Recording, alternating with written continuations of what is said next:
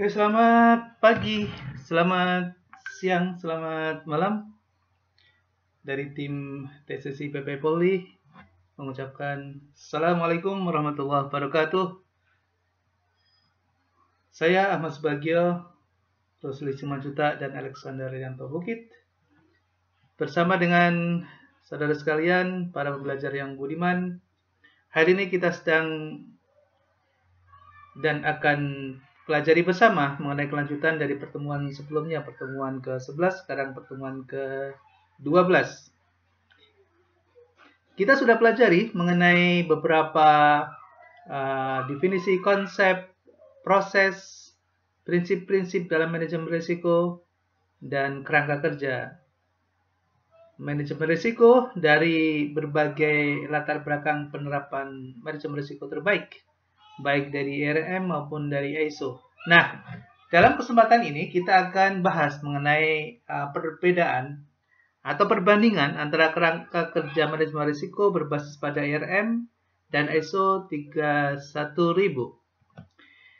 Para pembelajar yang budiman, kalau kita pelajari secara detail, maka tentunya akan memakan waktu yang cukup panjang, namun hasil dari diskusi kita di tim kecil, saya Ahmad Subagio, Pak Rusli, dan Pak Alexander Bukit,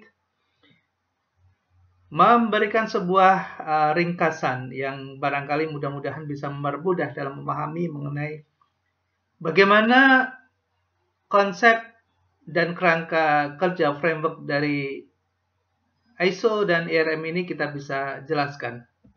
Oke, ini sedikit menarik ke belakang yang sudah kita pelajari dalam Fundamental of Risk Management, dari definisi dan konsep di pertemuan 1, kemudian metodologi pertemuan 2 sampai 8. Kemudian kita sudah diskusikan dan paparkan mengenai praktek terbaik manajemen risiko di pertemuan 9 sampai ke 13. Kita sekarang masih ada di sini, ya.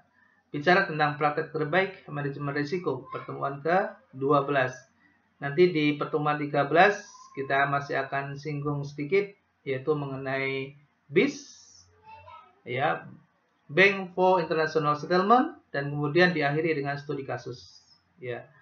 Baik, saudara sekalian, kita lanjutkan. Satu gambar ini mudah-mudahan bisa memberikan ilustrasi, walaupun tidak perfect dan komprehensif, tapi minimal kita mendapatkan gambaran di mana sisi perbedaan atau persamaan atau keduanya saling menguatkan satu dan yang lain dalam rangka penerapan manajemen risiko, baik yang diaplikasikan di industri dan industri, baik di sektor keuangan maupun di sektor real. Saudara sekalian, ini ada dua bagian yang ringkasan dari IRM 2003 dan ISO 31000. Kita di pertemuan sebelumnya, di pertemuan 11, kita sudah bahas secara detail mengenai IRM 2003. Masih ingat barangkali Bapak Ibu sekalian? Kalau kita gambarkan ada 3 bagian penting, ya, ada 3 bagian penting dari sisi ini. Ini adalah bicara mengenai proses manajemen risiko, dari mulai melakukan menentukan tujuan, mengidentifikasi, melakukan risk assessment, sampai ke kegiatan monitoring, ya. Kemudian sisi sebelah kanan, kita lihat di sini bicara tentang siapa pelakunya, siapa yang akan menjalankannya. Di sini sudah dijelaskan dari mulai corporate sampai ke anak perusahaan, ke business unit, divisi-divisi, dan sampai ke level entities yang paling bawah atau di unit pelaksana teknis. Kemudian yang di atas ini adalah bicara tentang bagaimana kegiatan manajemen risiko ini dijalankan, ya. Dan dari level strategik, operational, kemudian ada aktivitas reporting dan persyaratan untuk compliance. Jadi persyaratan atau hasil dari aktivitas risk management ini akan mampu menghasilkan aktivitas strategik, aktivitas operations, aktivitas pelaporan, dan aktivitas kepatuhan sebagai prasyarat untuk mengimplementasikan dari risk management. Oke.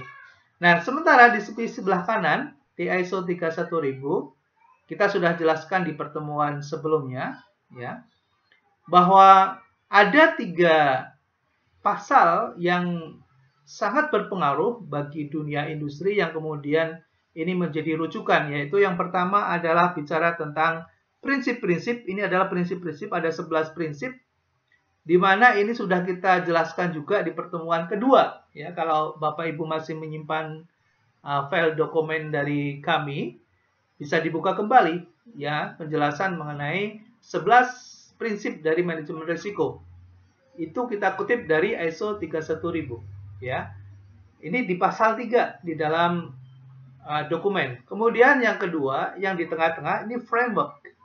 Ini framework itu di pasal 4. Ya, framework bicara tentang bagaimana mengimplementasikan manajemen risiko di dalam suatu korporasi atau perusahaan atau organisasi.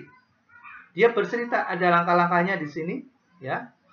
Kalau kita lihat dari mulai ada komitmen dan mandat, jadi tentunya karena ada prinsip-prinsip ini kemudian menjadi sebuah ide, sebuah gagasan besar untuk melakukan suatu perubahan menuju pada kesadaran risiko dan kemudian membuat desain dan kerangka kerja dari manajemen risiko dan kemudian diimplementasikan.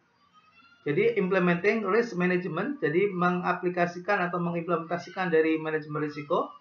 Kemudian berlanjut lagi pada kegiatan monitoring dan review dari framework tadi yang sudah didesain ini. Jadi dijalankan, kemudian dimonitoring, dan kemudian direview kalau ada perubahan atau perbaikan. Kemudian setelah itu ada improvement, ya, ada pengembangan hasil dari kegiatan monitoring itu kemudian diimprove dan semakin matang, ya. Kemudian didesain ulang dan begitu seterusnya, ya, berputar. Nah, ada poin yang sangat penting adalah di implementing risk management. Nah, di sini dijelaskan di pasal 5, ya, di pasal 5 mengenai langkah-langkah dari proses kerja manajemen risiko. Ya, di sini dijelaskan dari mulai ada kegiatan communication, ya, kemudian di sini menentukan konteks. Nah, setelah menentukan konteks, kemudian di kotak besar ini ada 3 kegiatan utama. Jadi risk identification, kemudian ada risk analysis, kemudian ada risk evaluation.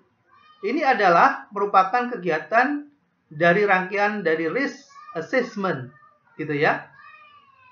Nah, kegiatan ini kemudian dilanjutkan pada ini kotak di luar yang ketiga ini. Ini ada risk treatment. Ya, risk treatment.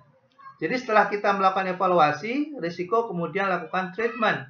Suatu perlakuan di mana ada 4 pilihan yang kita sudah kenal sebelumnya, ya. Kita masih ingat mungkin di risk acceptance, ya, risiko yang bisa kita terima. Ada risk avoidance, ada risk yang kita tolak. Ada risk sharing, ada risiko yang kita bagikan pada pihak lain. Dan ada yang namanya risk mitigation, yaitu mengurangi terjadinya risiko dengan melakukan suatu perlakuan-perlakuan khusus. Oke. Saya kira masih ingat ya di penjelasan sebelumnya. Jadi ini dilakukan monitoring terus prosesnya, dan kegiatan komunikasi dengan para pemangku kepentingan juga dilakukan secara intens, dan ini terus berjalan menjadi sebuah sistem. Nah, para hadirin pembelajar yang budiman, kalau kita lihat ini sangat menarik sekali. Barangkali mungkin mohon maaf sebelumnya bagi seorang muslim misalnya seperti saya gitu ya. Ketika mempelajari suatu agama, mohon maaf ini bukan saya membandingkan ini adalah suatu agama, tapi agama itu dibangun oleh 3 komponen utama, yaitu yang namanya iman. Kemudian kalau dalam keyakinan muslim itu ada namanya rukun iman, ada rukun Islam, dan ada yang namanya ihsan. Ya, itu 3 komponen utama juga. Apa yang dimaksud dengan rukun? Rukun itu adalah belief, keyakinan, gitu ya. Sesuatu yang melekat, yang mendasari dari suatu aktivitas ucapan, aktivitas kata, dan aktivitas perbuatan. Itu didasari atas adanya suatu keyakinan yang merupakan fundamen utama seorang muslim dalam melakukan suatu aktivitas. Nah, aktivitas utama sebagai pilar dan penegaknya adalah rukun Islam. Nah, kalau dalam rukun Islam itu, ya pilar-pilarnya, misalnya kita sebut saja, saya yakin semua muslim akan paham itu, ya. Ada sholat, ada membayar zakat. Yang pertama pasti mengucapkan syahadat dulu sebagai seorang muslim, gitu ya. Kemudian mengerjakan sholat, kemudian menjalankan puasa, haji, dan membayar zakat. Jadi ada 5 komponen sebagai pilarnya. Dan kemudian atapnya adalah ihsan, yaitu buah. Jadi kalau ada yang kemudian mengibaratkan sebuah pohon, ada akar, akarnya adalah rukun, ya, ada rukun iman, itu adalah akarnya, batangnya adalah rukun Islam sebagai penegaknya, dan buahnya adalah ihsan. Ihsan itu apa? Akhlak. Jadi kalau ada seorang muslim yang kemudian berakhlak mulia, ya kita bagaimana tahu hubungan kita dengan Tuhan, bagaimana berhubungan dengan manusia secara ahsan, secara baik, gitu ya. Kemudian dengan makhluk-makhluk Tuhan yang lain, memperlakukan sebagai sesama makhluk yang saling menghargai dan saling membantu satu dan yang lain untuk saling melindungi. Dan melindungi itu kemudian ada yang namanya syariah, gitu ya. Al-maqasidus syariah atau tujuan dari syariah itu kan ada 5. Jadi melindungi iman, melindungi keyakinan agama pun, apapun agamanya harus kita lindungi. Melindungi nyawa, jadi nggak ada boleh menghilangkan nyawa, ya, tanpa hak. Kemudian melindungi harta atau mal, melindungi keturunan, ya. Jadi keturunan itu harus dilindungi. Dan kemudian yang kelima adalah melindungi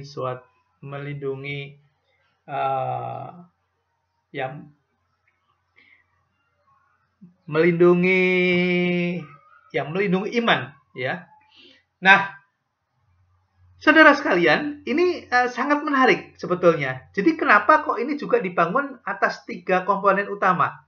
Kalau kita lihat di ISO,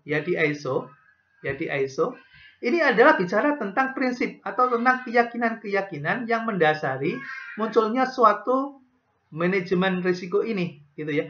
Nah, di sini adalah bagaimana cara menegakkannya, cara menjalankannya, yang kemudian kita sering kenal dengan istilah tadi ya, rukun Islam, gitu ya, untuk menegakkannya. Kemudian untuk menjalankannya, ini adalah hasilnya, buahnya, ini adalah kegiatan, proses kegiatannya dari sini. Ya, tadi ahsan tadi, ya, kalau dalam agama Islam namanya ahsan. Ini juga 3, gitu ya. Ini adalah atapnya, ini adalah penyangganya, ini adalah fondemannya. Jadi, nah, cuma kalau kita lihat ini saling melengkapi sekali. Ya, kenapa? Karena di ISO ini bicara tentang prinsip, bicara tentang bagaimana menjalankannya, dan kemudian di sini prosesnya, dan kemudian ini adalah kalau dalam bahasa agama ini syariahnya ini. Jadi cara-caranya syariah itu kan caranya, gitu ya.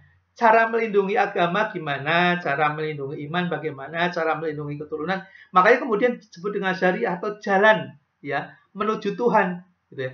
Salat dijelaskan di dalam rukun Islam, tapi caranya bagaimana ada di syariah. Nah, ini di IRM itu menjelaskan caranya bagaimana gitu ya.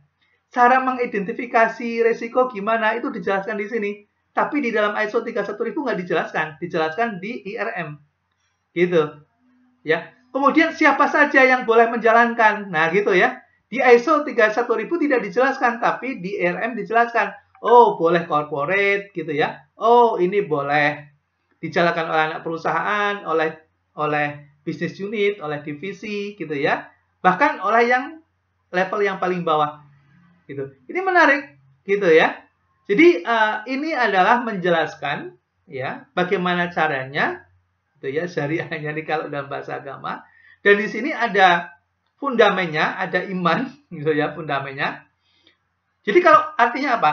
Artinya kalau ini salah satunya hilang, ya hilang juga. Misalnya hanya membuat kerangka kerja manajemen risiko tanpa suatu keyakinan, tanpa sebuah belief ya, tanpa sebuah prinsip-prinsip, nonsen akan bisa jalan, nggak akan mungkin bisa jalan gitu. Ya. Jadi makanya di beberapa kerangka kerja manajemen risiko beberapa perusahaan-perusahaan yang mengadop itu dua-duanya akan dipakai, IRM akan digunakan, ISO 31000 juga akan digunakan. Oke. Sebelumnya kita sudah di pertemuan sebelumnya sudah kita jelaskan ya contoh-contoh real bagaimana Alfamart misalnya menggunakan gitu ya. Kemudian ada KIC ya Kawasan Industri Semen Gresik juga menggunakan. Kemudian ada Pupuk Indonesia menggunakan juga ya kita udah lihat contoh-contohnya sebelumnya ya. Ya kemudian perusahaan di mining pertambangan misalnya kayak Vale juga menggunakan gitu ya. Jadi dipakai ini dua-duanya gitu. Nah, para pembelajar yang budiman, ini menarik sekali ya bagaimana sebuah konsep, sebuah teori yang kemudian dielaborasi menjadi sebuah pedoman kerja yang kemudian kita lihat implikasinya ya, implikasinya. Nah, implikasinya ini dari kedua konsep yang kita sudah jelaskan di awal tadi akan membangun sebuah kerangka kebijakan manajemen risiko ya. Kemudian kita akan mampu untuk membuat pedoman penerapan dalam manajemen risiko. Jadi perusahaan kita, koperasi kita bisa membuat kerangka kebijakan manajemen risiko, bisa juga kita buat pedoman penerapan manajemen risiko, gitu. Nah tentunya ini akan berimplikasi nanti kepada struktur dan infrastruktur perusahaan dan organisasi. Strukturnya akan sedikit berubah, infrastruktur yang disediakan juga berubah. Kemudian terakhir adalah rencana strategis pasti akan berorientasi pada risiko dan rencana bisnis yang dibangun juga akan berorientasi dan berbasis pada risiko. Demikian para pembelajar yang budiman, kita sudah mempelajari dari IRM 2003, kemudian ISO 2009. Jadi kalau kita lihat di proses perjalanan waktu ini, kelihatannya IRM datang duluan, kemudian ISO melengkapinya, gitu ya. Kemudian IRM melengkapi lagi, gitu ya. ISO datang lagi 2018, kemudian 2019 ada sosialisasi besar-besaran, dan kemudian 2020 ini waktunya untuk mengimplementasikan. Nanti 2021 kita monitoring sama-sama, kita evaluasi, kita improve apabila ada perkembangan. Demikian kurang lebih saudara sekalian, para pembelajar yang budiman. Thanks for watching. Ini adalah nomor saya apabila diperlukan untuk komunikasi. Ini alamat email saya dan ini kantor kami, PT TSI PP Polri, Gedung Tribata Dharma Wangsa 3 nomor 2 Jakarta Selatan. Terima kasih atas perhatiannya. Selamat belajar, terus bersemangat dan jaga kesehatan. Dan jangan lupa bersyukur dan berbagi. Terima kasih. Assalamualaikum warahmatullahi wabarakatuh.